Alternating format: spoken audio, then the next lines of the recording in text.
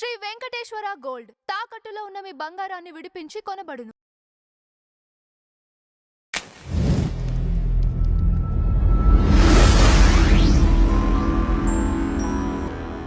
Madam నమస్తే. నమస్తే అండి. ఇండస్ట్రీలో ఒక వెలిగినటువంటి సుబ్బిరామిరెడ్డి గారు. ఒకప్పుడు అందరికి అవార్డులు ఇవ్వటం కూడా చూసాము. ఆయన పైన అనేక రకమైన వార్తలు వస్తున్నాయి. అందరినీ డబ్బులు అడుగుతున్నారని, ఆర్థిక పరిస్థితి పూర్తిగా దెబ్బతినింది అని. ఆయన గురించిన సమాచారం అసలు మీరేం చెప్తారు మేడం? అంటే బళ్ళు ఓడలు, ఓడలు బళ్ళు అవుతాయి. మనిషి జీవితం అంతే. హ్మ్. కానీ సుబ్బరామిరెడ్డి గారు మరి ఫోన్లు చేసి ఓ 1,00,000 ఇవ్వు, 5,00,000 ఇవ్వు, క్యాష్ అడుగుతున్నారని అంటున్నారు. ఎంతవరకు నిజమో మనకు తెలియదు. అలాంటి స్థితి వారికి రాకూడదని అనుకుందాం మనం. ఎందుకంటే మీరు అన్నట్టుగా ఒక వెలిగిన వ్యక్తి అతను. ఇప్పుడు ఆల్మోస్ట్ 80 ఏళ్ళేమో ఆయనకి, మనకి ఎగ్జాక్ట్ వయసు తెలీదు. మరి ఆరోగ్యం సహకరిస్తుందో లేదో కూడా తెలియదు. ఇటీవల కాలంలో మనం బయట కూడా చూడటం లేదు వారిని. అయితే ఆయన నెల్లూరుకి సంబంధించిన వ్యక్తి. నెల్లూరులో చదువుకుని ఇంటర్మీడియట్ అండ్ డిగ్రీ హైదరాబాద్ ఉస్మానియాలో చదువుకున్నారు వారు. చదువుకున్నాక 62లో నాగార్జున సాగర్ కట్టినప్పుడు వాళ్ళ మేనమామకి ఆ కాంట్రాక్ట్ వచ్చినట్టుంది. అప్పుడు వారి తల్లిగారేమో నువ్వు అక్కడికి వెళ్ళి పని నేర్చుకో అంటే ఆయన వెళ్ళారు. అక్కడ 5 ఏళ్ళు అక్కడే ఉండి 67లో అది పూర్తయింది.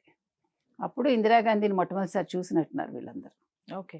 సో తర్వాత వెంగళరావు గారు వీరిని ఖమ్మం ఎంపీగా నిల్చోమంటే, నాకు ఖమ్మం నేను అవుట్ సైడర్ని, నాకేం తెలియదు అక్కడ, నేను నిల్చోను అన్నట్టు. ఆ తర్వాత ఆయన తన మొత్తం ఇదిని వైజాగ్ మార్చుకున్నారు. వైజాగ్ మార్చుకున్నాక గాయత్రి ప్రాజెక్ట్స్ అని ఒక పెద్ద కంపెనీ పెట్టారు ఆయన. పెట్టి మీకు కాంట్రాక్ట్స్, డైరెక్ట్ కాంట్రాక్ట్స్ ఆయన చేసేవారట. అంటే ఇప్పుడు కాంట్రాక్ట్ తీసుకుని సబ్ కాంట్రాక్ట్ ఇస్తారు, అట్లా కాకుండా ఆయనే కాంట్రాక్ట్స్ చేసేవారని నేను విన్నా. సో అట్లా హీ ఎర్న్డ్ ఎ లాట్. ఇప్పుడు కూడా వారికి ఆస్తులు ఉన్నట్టున్నాయి. 6,000 కోట్లు అప్పులు ఉన్నాయని అంటున్నారు. అంటే బ్యాంక్ అప్పులు. ఎందుకు వస్తాయండి అప్పులు? బికాజ్ వీళ్ళు బిజినెస్ ఎట్లా అంటే ఇప్పుడు తెచ్చి పెట్టాలి కదా, ఇప్పుడు బిల్స్ వెంటనే పాస్ అవ్వవు కదా. ఫస్ట్ ముందు మీరు పేమెంట్స్ చేసేస్తే బిల్స్ తర్వాత వస్తాయి మనకి. సో అట్లా ఏమైనా ఇరుక్కుని ఉండొచ్చు. అయితే లిక్విడ్ క్యాష్ ఉండదు వీళ్ళ దగ్గర మేబీ. సో ఇవన్నీ అమ్ముకుని ఆస్తులు అవన్నీ తీర్చడానికి టైం పడుతుంది. ఇప్పుడు మాల్యా ఏమయ్యాడు? విజయ్ మాల్యా, నీరవ్ మోదీ ఏమయ్యారు? ఇప్పుడు మాల్యా అవన్నీ కూడా జప్తు చేశారు. చేస్తే అతని ఆస్తి కంటే డబల్ అతను ఇచ్చినట్టు. ఇప్పుడు అతను తీర్చాల్సిన అప్పు కంటే డబల్ తీర్చాడు. అదే కదా మాల్యా మొత్తుకున్నాడు. So we cannot say that Mallya మోసం చేశాడని అనగలమా? ఇప్పుడు అది ఆలోచించాలి. అంటే పారిపోయాడు, తినేశాడు, కానీ ఇచ్చేశాడుగా. ఇప్పుడు ఈ రాజకీయ నాయకుల కంటే నయమేగా. అలాగే నీరవ్ మోదీ కూడా. అంటే మీరు ఆస్తులు తీసుకున్నప్పుడు వాటిని అమ్మండి, అమ్మేసి వచ్చిన దాంట్లో మీరు తీసుకుని మిగతా వాళ్ళకి ఇచ్చేయాలిగా. ఇప్పుడు అదే సిచ్యువేషన్ ఏమో వారిది, సుబ్బరామిరెడ్డి గారిది. మీరు అన్నారు అయ్యా ఆయన నిర్మాతగా పనిచేశారు, రామానాయుడు గారితో మొట్టమొదటి పనిచేసి మంచి మంచి తెలుగు సినిమాలు చేశారు ఆయన. తర్వాత చాందిని, శ్రీదేవికి పెద్ద హిట్ మూవీ అది. తర్వాత లెమ్మానో ఏదో ఒక మంచి హిందీ సినిమాలు చేశారు నిర్మాతగా ఆయన. తర్వాత భగవద్గీత సంస్కృతంలో తీసింది వారు. తర్వాత శంకరాచార్యుల మీద సినిమా తీసినట్టున్నారు వారు. అంటే ఆయన ఫస్ట్ నుంచి కూడా వాళ్ళ అమ్మగారు వారిని ఆధ్యాత్మికత వైపు నడిపించారట. చిన్నప్పటి నుంచి నేర్పించి వినమని చెప్పి, తల్లి ప్రోద్బలం ఎక్కువ. అంటే మంచి గురువు ఆవిడ ఆయనకి చెప్పాలంటే. అందుకనే ఆయన ఇంకొకటి, ఆయన చాలా పెద్ద శివభక్తులు. ఆయన ఎంత శివభక్తులు అంటే ప్రతిరోజు 1.5 గంటలు 2 గంటలు వారు శివ పూజ చేస్తారు. మహాశివరాత్రికి ఆయన బీచ్లో, వైజాగ్లోనో మరి భీమిల్లోనో చాలా శివలింగాన్ని పట్టుకుని ఆయన చాలా పూజలు చేస్తారు. అదేవిధంగా గురువులను కూడా ఆయన ఆశ్రయిస్తారు, గురువులకు కూడా చాలా ఇది చేస్తారు.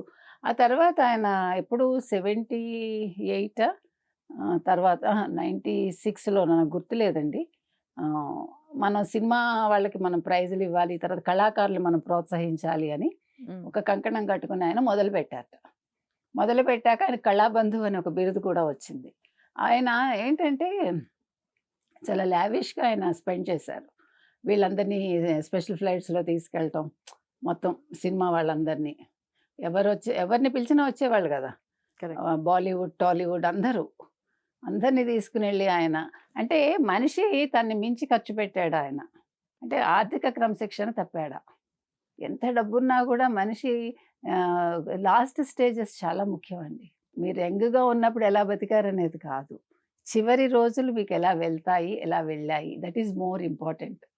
మనమైనా సరే అంటే మీరు డబ్బులు ఒక్కటే మిమ్మల్ని రక్షించవు. అప్పులు ఉండద్దు మనిషికి. అప్పే మనకి దాన్ని మించిన మానసిక ఒత్తిడి కానీ, మానసిక ప్రశాంతతను దూరం చేసేది కానీ ఇంకోటి ఉండదు మనకి. దానివల్లే మనం తప్పు మీద తప్పు చేస్తాం. సో ఇవాళ వారు ఫోన్ చేసి ఒక ₹1,00,000 అడిగే స్టేజ్కి వచ్చారు అంటే ఆస్తి లేక కాదు. ఆస్తి అమ్మాలి అంటే it's a very big process ఒకటి. 2 మనం అమ్ముతున్నామంటే ఇప్పుడు 2 రకాలండి. ఒకటి ప్రెస్టీజ్ ఇష్యూ, 2 కొనేవాడు ఉండాలి. ఎన్ని Correct. రకాలు ఉంటాయి చూడండి మీరు. మీకు అన్నీ ఉంటాయి, ఏమీ ఉండదు అన్నట్టుగా ఉంటుంది పరిస్థితి. ఇప్పుడు జమీందారులు గతంలో అదే కదా. మీకు జమీందారుల వల్ల బాగుపడింది ఇంట్లో వంట వాళ్ళు, పని వాళ్ళు, తర్వాత దివాన్లు, వాళ్ళే బాగుపడ్డారు. మాలీసు అంటే ప్రత్యక్షంగా మా ఇళ్లలో జరిగాయి అవి. అంటే మీకు మీ కళ్ళ ముందు అలా ఎకరాలు ఎకరాలు కరిగిపోతూ ఉంటాయి. అలాగే వీరిది కూడా.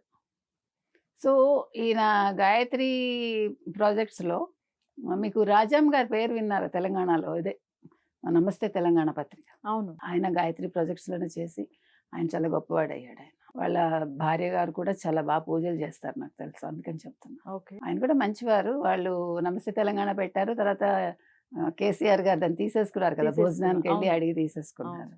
ఆ తర్వాత ఇప్పుడు విజయక్రాంతి అని ఒక పత్రిక మళ్ళీ నడుపుతున్నారు. అంటే నేను అనేది ఏంటంటే వారి వల్ల పైకొచ్చిన వాళ్ళు చాలామంది ఉన్నారు. కానీ వాళ్ళ అవసరానికి డబ్బులు ఇవ్వడానికి ఎంతమంది ముందుకు వస్తారు? ఇప్పుడు మీ దగ్గర నేను తీసుకోవటానికి ముందుకు వస్తానండి, ఇవ్వటానికి నాకు మనస్కరించదుగా. మనకు అప్పుడు హెల్ప్ చేశారో నేను గుర్తుపెట్టుకోవాలి. ఏమో మరి ఆయన స్టేజ్కి రాకూడదనే అనుకుందాం మనం. ఏది ఏమైనా ఇవాళ 6,000 కోట్ల అప్పు ఉంది అంటున్నారు ఆయనకి. అంటే మీకు బ్యాంక్స్ ఎట్లా ఉంటాయి అంటే వడ్డీలు, చక్రవడ్డీలు పడుతూ ఉంటాయి. అంటే మీకు బ్యాంక్ వడ్డీలే ఎలా ఉంటే మీరు జస్ట్ బయట వడ్డీలు ఆలోచించండి. ₹3 వడ్డీ, ₹5 వడ్డీ, ₹10 వడ్డీ, ఈ కాల్ మనీ అవే కదా. అవును. అందుకనే మనం దేన్ని అదుపులో పెట్టుకోవాలో ఆలోచించుకోవాలండి. అంటే మనసును అదుపులో పెట్టుకోవాలి, ఖర్చులను అదుపులో పెట్టుకోవాలి, కోరికలను అదుపులో పెట్టుకోవాలి. ఇవాళ నేను ఆనందంగా ఉన్నాను, ఇవాళ నేను వయసులో ఉన్నాను, ఖర్చు పెట్టేస్తాను అంటే 40 ఏళ్ల తర్వాత ఏమవుతుంది కూడా ఆలోచించాలి. అంటే ఎలాంటి ట్రాప్లో ఉండకూడదు, ఆయన పడకూడదని కోరుకుందాము. అన్నీ సర్దుకుని ఆయన మళ్ళా హ్యాపీగా ఆయన చివరి జీవితాన్ని గడపాలని మనం కోరుకుందాం. Right madam. Thank you. Thank you.